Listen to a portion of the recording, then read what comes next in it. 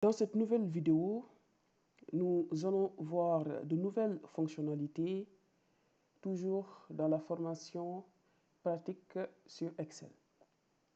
Nous allons découvrir une nouvelle fonction, la fonction NBVAL. Nous allons voir aussi les règles de mise en forme conditionnelle. Nous allons voir comment masquer, afficher des colonnes, mais aussi des lignes. Également, nous allons voir comment figer les volets et enfin voir comment imprimer les données d'une feuille de calcul Excel. Mais pour ce faire, nous allons d'abord corriger notre cas d'exercice. Donc ici, nous avons un état. C'est un peu la comptabilité d'une école qui emploie des enseignants selon les grades. Nous avons ici docteur, ingénieur, master. Nous avons la colonne nombre d'heures, donc avec le nombre d'heures effectuées, on va dire, par chaque enseignant. Nous allons calculer le montant brut, le montant BRS et le montant net. Donc ici, en annexe, on nous a donné le taux de BRS qui est de 5%. Alors, les taux horaires aussi. Pour l'ingénieur, c'est 12 500. Pour docteur, c'est 15 000. Pour master, c'est 10 000. Donc, nous allons calculer rapidement ces données. Donc, montant brut, c'est nombre d'heures multiplié par taux horaire. Donc, on met toujours notre égal. Nombre d'heures ici, c'est 1 multiplié par taux horaire. Donc, je regarde bien le grade, c'est docteur. Donc, docteur, c'est 15 000. Je clique sur 15 000. Maintenant, je vais appuyer sur le bouton F4 pour donc maintenir, on va dire fixer les 15 000. Donc, entrée. Vu que j'ai pas mal de docteurs, je peux faire une recopie incrémentée pour tous les docteurs. Très bien. Je fais la même chose donc pour ingénieur égale 12 multiplié par ingénieur, c'est 12 500. Je clique sur 12 500. Toujours, je mets F4 pour fixer, n'est-ce pas, donc 12 500 égale. Je fais la recopie incrémentée. Très bien. Et enfin, maintenant, pour les masters, donc 7 multiplié par master, donc c'est 10 000. Je clique sur 10 000. F4 et je mets entrée. Et enfin, donc je termine avec la colonne montant brut. Je passe maintenant à montant BRS. Donc montant BRS, c'est montant brut multiplié par taux de BRS, donc les 5%. On y va, c'est égal. On a les 15 000 multiplié par 5%. Toujours, je vais fixer les 5% pour que je puisse faire la recopie incrémentée. Entrée, donc j'ai 750 et je vais recopier jusqu'en bas. Il me reste à calculer le montant net. Le montant net, on m'a dit que c'est montant brut moins montant BRS. Donc égal montant brut moins montant BRS égal. Et je vais recopier pour les autres lignes. Donc j'en ai terminé avec ce tableau. Il me reste à chercher les valeurs des indicateurs dans ce petit tableau. On me dit nombre d'heures total. Donc ici, c'est la somme. D'accord? Donc des nombres d'heures. Je mets égal. J'utilise la fonction somme. Je vais prendre en compte donc toutes les heures. Je mets entrée. J'ai 121,5. On me demande nombre d'heures. Nombre total BRS, donc égal, toujours somme. Je prends la colonne des BRS. Très bien. Nombre, montant net total, donc toujours somme. Voilà, je prends montant net. Montant maximal. Donc, c'est le montant net maximal. Donc, je vais utiliser la fonction max. je vais chercher ça dans la plage de montant net. Donc, c'est 213 750. Ici, c'est le montant minimal. Donc, égal la fonction min. Toujours, la référence, c'est montant net. Et j'ai le montant minimal. Maintenant, pour calculer le nombre de personnes, donc ici, il faut savoir que nous n'avons pas des prénoms et noms, ni une colonne avec numéro. Donc, ce que nous avons, ce qui représente les enseignants, les personnes, c'est les matricules. Donc, pour savoir, par exemple, dans cette liste, il y a combien de personnes représentées par des matricules, donc nous allons utiliser une fonction qui s'appelle nbval, donc comme nombre de valeurs. Donc, nous allons sélectionner donc tous les matricules et mettre entrée, et Excel nous renseigne directement, n'est-ce pas, donc sur le nombre de personnes, on va dire, donc le nombre de valeurs sur les cellules qu'on a sélectionnées. Voilà, donc nous allons passer maintenant, à présent, à les règles de mise en forme conditionnelle. Donc, quand on travaille sur des états, sur des tableaux, c'est bien d'avoir des résultats des données, mais c'est encore mieux si l'on a la possibilité d'avoir des couleurs pour différencier, on va dire, le degré d'importance ou bien la valorisation de certaines données. Donc, et ça, c'est l'objet de la fonction ou bien l'outil mise en forme conditionnelle. Donc, nous sommes sur l'onglet Accueil. Après la zone police, la zone alignement, la zone nombre, nous avons la zone style. Et maintenant, dans la zone style, nous avons le premier menu, donc c'est mise en forme conditionnelle. Donc, nous allons, par exemple, prendre l'exemple des montants nets. Nous allons sélectionner les données au niveau des montants nets. On sélectionne donc toute la plage, toutes les données par rapport à la colonne montant net. On vient ici dans mise en forme conditionnelle, on clique dessus. Par exemple, on va découvrir le troisième élément, c'est-à-dire barre de données. Donc, dans barre de données, nous avons deux sortes. Nous avons des couleurs dégradées ou bien des remplissages unis. On va choisir, par exemple, dans dégradé, voilà, donc par exemple le vert.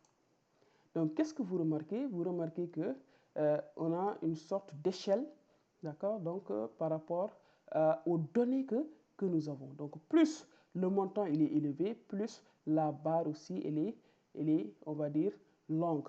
Donc, moins le montant est, on va dire, petit, d'accord. Donc, l'échelle aussi, n'est-ce pas. Donc, l'est, d'accord. Et ce qui est intéressant aussi à ce niveau, c'est que c'est dynamique. Donc, ça change avec le changement de données. Par exemple, ici, sur la première ligne, nous avons 14 250, mais si je change, par exemple, E, à la place, je mets, par exemple, 15, et automatiquement, donc, vous voyez que la règle, n'est-ce pas, donc, la couleur, n'est-ce pas, donc, c'est, on va dire, développé. D'accord? Donc, ça, c'est dynamique. Ça change. Très bien. Maintenant, nous n'avons pas que la barre des données comme règle de mise en forme conditionnelle. Nous avons d'autres aspects pour mettre en valeur, on va dire, certaines informations ou bien certains chiffres, certaines données tout simplement dans notre tableau. Donc, nous allons effacer ce qu'on a fait, les règles de mise en forme. Donc, pour effacer, nous allons cliquer sur toujours mise en forme conditionnelle. Vers le bas, n'est-ce pas, donc l'avant-dernière option, donc nous avons effacé les règles. Mais attention, ici on va effacer les règles des cellules sélectionnées, donc ce qu'on a sélectionné. Voilà, donc là nous avons enlevé la mise en forme conditionnelle. Donc nous allons découvrir une autre manière de mettre en forme notre colonne. Cette fois-ci, nous allons choisir règle de mise en surbrillance des cellules, c'est-à-dire donc la première option. Ici, je passe mon curseur dessus et voilà une seconde boîte de dialogue qui s'affiche. Ici, on peut lire supérieur à, inférieur à, entre, égal, etc. Donc, cela veut dire quoi? Cela veut dire que je peux définir une règle à mon niveau. Par exemple, je vais dire supérieur à 200 000 par exemple. Donc, on y va. Je clique sur supérieur. Alors, donc ici, je vais taper directement, par exemple, 200 000. Je vais taper 200 000. Maintenant, j'ai mis 200 000. C'est la référence supérieure à 200 000. Maintenant, à droite ici, sur l'autre barre, on me demande quelle couleur, par exemple, je souhaite appliquer pour les montants supérieurs à 200 000. Donc, cette barre se termine par une flèche déroulante pour choisir d'autres options. Donc, je vais choisir, par exemple, le vert. Donc, je clique sur remplissage vert. Très bien. Et maintenant, je mets OK. Résultat donc, il n'y a que 213 750 qui est supérieur donc à 200 et raison pour laquelle c'est colorié en vert. Maintenant, je continue toujours. Mise en forme conditionnelle, règle de surbrillance. Je mets cette fois-ci, par exemple, un montant entre 100 et 200 000. Donc, je clique donc entre. Voilà, donc là, je vais mettre le premier élément, donc c'est 100 et 200 000. 100 et 200 000. Donc, comme couleur, je vais choisir toujours au niveau de la flèche déroulante, je vais choisir le jaune et mettre OK. Voilà, donc les montants supérieurs à 100, qui sont compris entre 100 et 200 000, sont tous coloriés en jaune. Et maintenant, enfin, je vais mettre une règle, c'est-à-dire une dernière règle, c'est-à-dire donc les montants inférieurs à 100 000. Donc, je vais choisir un inférieur. Inférieur donc à 100 000. Donc, je vais mettre rouge, d'accord? Donc, par défaut, c'est rouge, n'est-ce pas, comme suggère. Donc, je mets OK. Et voilà donc, tous les montants inférieurs à 100 000 sont coloriés en rouge. À présent, maintenant, nous allons voir un élément qui permet de mieux visualiser, on va dire, son travail. Donc, vu que l'espace de travail de Excel est extensible, que pratiquement il n'y a pas de limite, n'est-ce pas? Des fois, on peut juste vouloir mettre en évidence certaines colonnes ou bien certaines lignes au détriment d'autres colonnes qui ne sont pas très pertinentes. D'accord? Donc, nous allons utiliser la fonction, nous allons utiliser tout simplement la technique de masquer des colonnes ou bien des lignes. Donc, comment faire? Par exemple, montant brut, je dis que sur mon tableau, je n'ai pas besoin de voir tout le temps montant brut. D'accord? Ça n'a aucun incident, on va dire, par exemple, sur mon analyse ou bien l'exploitation de mon tableau. Donc, je veux, par exemple, masquer cette colonne. Comment masquer une colonne? Donc, pour masquer une colonne, il faudrait se rendre avec son curseur sur la lettre alphabétique qui est tout à fait en haut, n'est-ce pas? Donc, qui représente la colonne.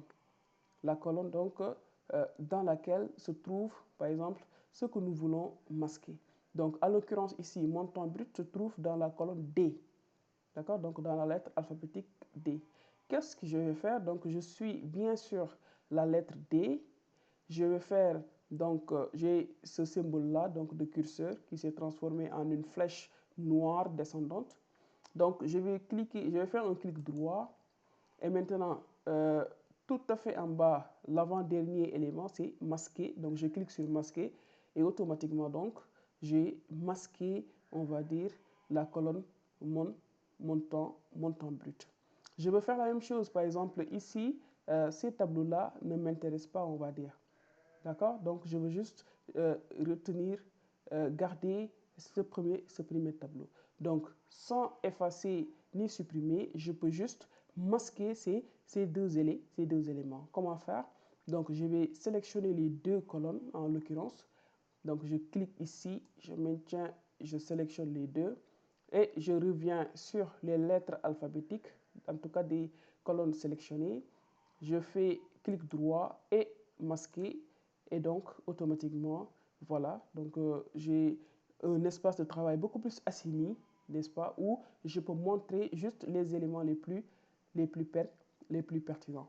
Maintenant, je peux à tout moment afficher les colonnes que j'ai masquées. Donc, pour ce faire, je peux voir ici, par exemple, A, B, C, D, A, B, C, E. Je peux voir qu'il y a D qui manque. Donc, cela veut dire tout simplement que D a été masqué. Et je peux voir aussi ici deux lignes. D'accord? Donc, deux lignes, on va dire parallèles. Voilà, donc c'est un signe comme que quoi? Qu'il y a une colonne masquée à ce niveau. Maintenant, pour afficher, ce que nous allons faire, c'est quoi? Nous allons utiliser les colonnes qui l'entourent. À l'occurrence, ici, il y a la colonne C et la colonne E. Donc, comment je vais faire? Je vais sélectionner ces deux cellules, donc qui sont à l'extrémité, on va dire, de la cellule masquée. Donc, je viens ici, je sélectionne et, n'est-ce pas, donc je sélectionne les deux. Donc, une fois que j'ai sélectionné les deux, je vais faire clic droit, toujours sur, en tout cas, au niveau des lettres alphabétiques, clic droit. Et maintenant, dernier élément, c'est afficher. Donc, je clique sur afficher et automatiquement, donc, mon temps brut va s'afficher. Donc, si je veux faire la même chose pour les tableaux que j'avais masqués tout à l'heure, donc ici, je vais venir, toujours là, j'ai les deux lignes parallèles. Donc, je vais sélectionner G et J. D'accord? Donc, je vais faire clic droit et afficher. Et voilà donc les données ou bien les colonnes que j'avais masquées. Donc, c'est valable aussi pour les lignes. Donc, tout ce qui est valable pour les colonnes est valable aussi pour les lignes. Par exemple, ici, je veux masquer ces éléments. Donc, comment je vais faire? Je vais venir ici au niveau des nombres. Par exemple, 19, 20, 21, je sélectionne les trois. Je viens, je mets clic droit et masquer. Automatiquement, donc, je les ai masqués. D'accord? Donc, ici, je peux constater qu'après le 18, entre le 18 et le 22, donc, il y a deux traits.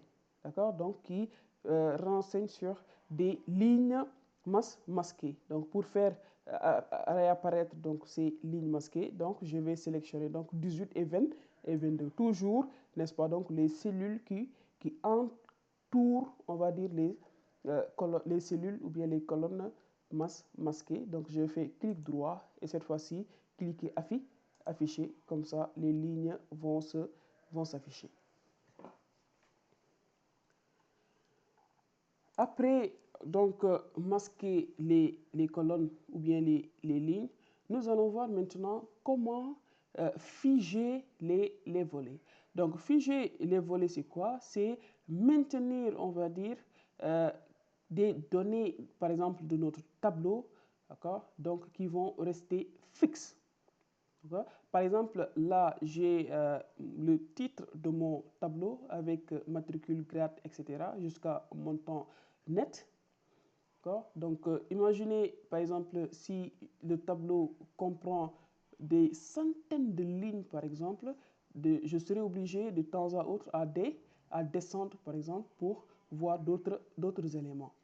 Mais le risque, si, par exemple, je n'ai plus l'en-tête pour savoir, par exemple, telle colonne correspond à quel élément, je peux, n'est-ce pas, donc à chaque fois remonter pour voir, par exemple là c'est nombre d'heures, d'accord, et repartir donc en bas, d'accord. Donc ça peut m'induire en erreur, mais aussi ça peut ralentir mon travail.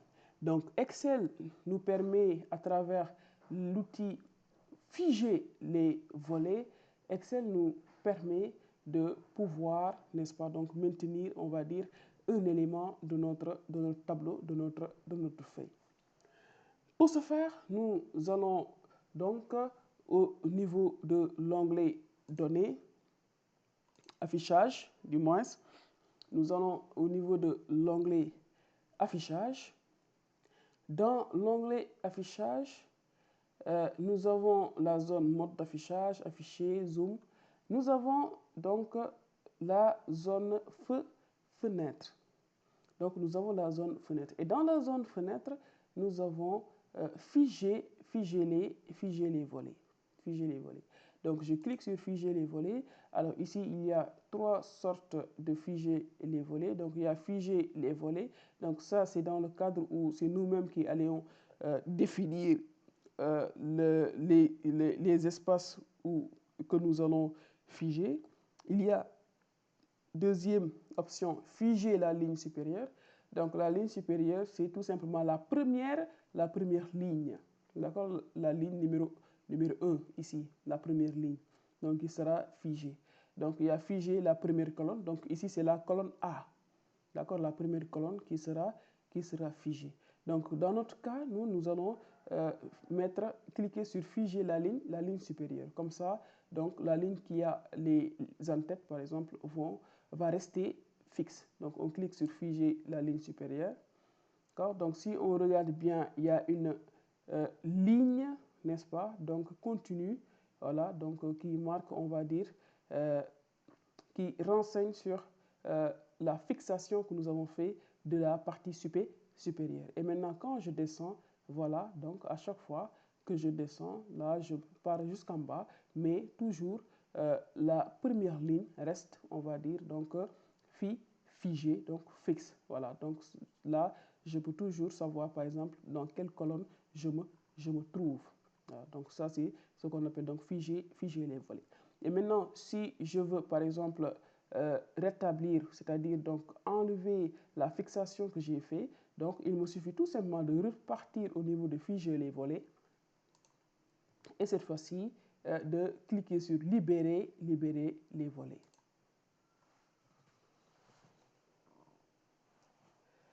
Pour terminer, nous allons voir maintenant comment imprimer un document ou bien une feuille sur Excel. Donc, pour imprimer de façon générale, que ce soit sur Word, PowerPoint ou bien Excel, donc nous avons le raccourci clavier CTRL plus P. Donc, on clique sur CTRL plus P, comme ça. Donc, là, nous avons un aperçu par rapport, on va dire, à notre aperçu d'impression, avant impression. Donc ici, nous constatons que tout le tableau n'est pas rentré, d'accord? Et nous allons voir pourquoi. On retourne à travers donc la flèche qui se trouve tout à fait en haut à gauche. On retourne sur notre feuille de calcul. Et maintenant, une fois qu'on retourne sur notre feuille de calcul, nous pouvons voir, n'est-ce pas, donc des délimitations avec des lignes discontinues. En réalité, donc ces lignes discontinues renseignent sur les zones, n'est-ce pas, donc les zones d'impression. Très bien. Donc vous voyez, donc chaque zone représente une feuille A4. Chaque zone représente une feuille donc A4. Maintenant, par exemple, là, on peut voir que la feuille s'arrête ici, au niveau de montant BRS. Donc, raison pour laquelle, quand je pars directement CTRL P, montant net n'apparaît pas. Mais nous avons la possibilité, à travers donc, quelques techniques, de faire de telle sorte que ces éléments-là puissent apparaître sur notre feuille d'impression. Donc, on repart sur CTRL P. Là, nous sommes sur CTRL P. Donc, nous allons voir ici les options. Alors, donc, assembler. Alors, on a orientation portrait. Donc, portrait, c'est-à-dire donc la présentation de la feuille, on va dire, de façon verticale. Donc, nous pouvons, par exemple, orienter, changer l'orientation, beaucoup plus travailler sur la largeur. Et hop, donc, on peut voir que le montant net, n'est-ce pas, donc, figure à présent sur la feuille d'impression. On peut toujours continuer. Donc là, c'est à 4, je laisse. Alors ici, il y a dernier paramétrage de marge. Donc là, c'est la gestion des marges. Donc on peut augmenter les marges ou bien diminuer les marges. Donc on va cliquer sur les marges. Par exemple, ici, nous avons normal, large, nous avons étroite. Donc on clique sur étroite. Et là aussi, on voit que il y a des données qui se sont rajoutées sur notre page. Mais toujours est-il qu'il y a une dernière partie, n'est-ce pas, donc les valeurs, on va dire, de ces tableaux-là, qui ne sont pas encore prises en compte. Et maintenant, c'est ce qui va nous aider, en tout cas, ce qui va nous amener à cliquer sur le dernier élément ici, donc là où on a écrit pas de mise à l'échelle, donc on clique dessus. Et maintenant, ici, nous avons ajusté la feuille à une page. On clique dessus. Et résultat, donc, toutes les données de la page, n'est-ce pas, sont à présent présentes sur la page à imprimer. Donc, ça, c'est pour l'impression. Maintenant, il se pourrait que des fois, qu'on ait juste besoin d'imprimer une seule partie, pas, on va dire, toutes les données. D'accord? C'est-à-dire, donc, on fait une impression ciblée. Par exemple, ici, je veux juste faire un état, imprimer juste le document pour les données des docteurs, tout simplement. Donc, pour faire ceci, nous allons d'abord sélectionner la partie que nous voulons imprimer. Donc, on sélectionne comme ça, par exemple, juste les docteurs. On part au niveau de l'onglet mise en page. Une fois dans l'onglet mise en page, la deuxième zone, c'est-à-dire la zone en tant que telle mise en page, nous avons l'élément zone impr. On clique sur zone impr et on clique sur définir. Une fois qu'on définit, donc là maintenant nous pouvons faire CTRL plus P et résultat, n'est-ce pas? Donc il n'y a que la partie qu'on a sélectionnée qu'on pourra par exemple imprimer.